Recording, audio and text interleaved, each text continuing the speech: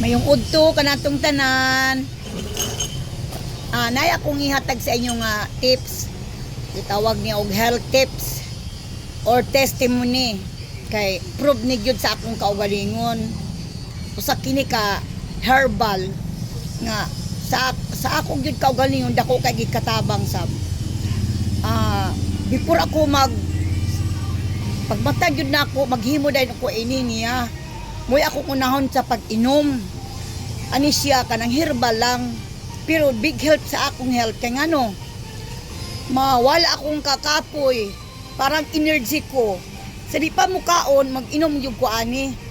So kini health tips testimonya because na-prove sa akong kaugalingon. O ini buntag pa before ako magsayo-sayaw, before ako buting-ting diha, mag-inom yung ko ani niya. Kini siya Mustika Diwa. Kining Mustika Diwa mapalit man nato ini bisan asa sa Shopee or sa Lazada.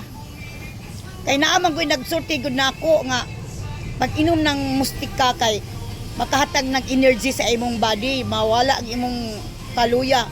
Kay sa una every morning mag-inom ako nan pagbangon sab nako mag-inom dahil ko ng isa ka dakot ng asin, ibutan ako sa warm water akong imnon. Okay naman pero parang nagkayuti ay man ako. So gi-stop na ako. Nga may nagsulti sa ako nga ining Mustika Diwa, big help kayo ini. Mo control sa gout, mo control sa cholesterol, mo control sa sugar.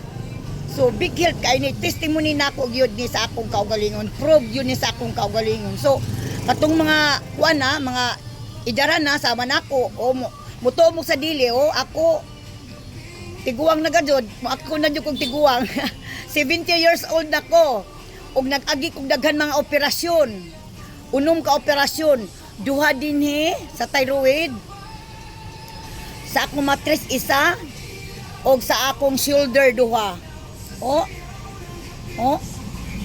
Kay na fractured man ko pagka-aksidente namo sa among sakyanan. Nga gadala ko sa akong bana paingon sa Cagayan, gipa ko anamo. Gipa dala dito kay na aksidente akong bana. So, big help kayo. Tips na ko ni sa inyo. Gitawag niya og health tips. Testimonya, yun na ko.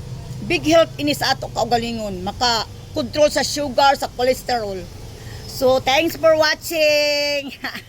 I love you all.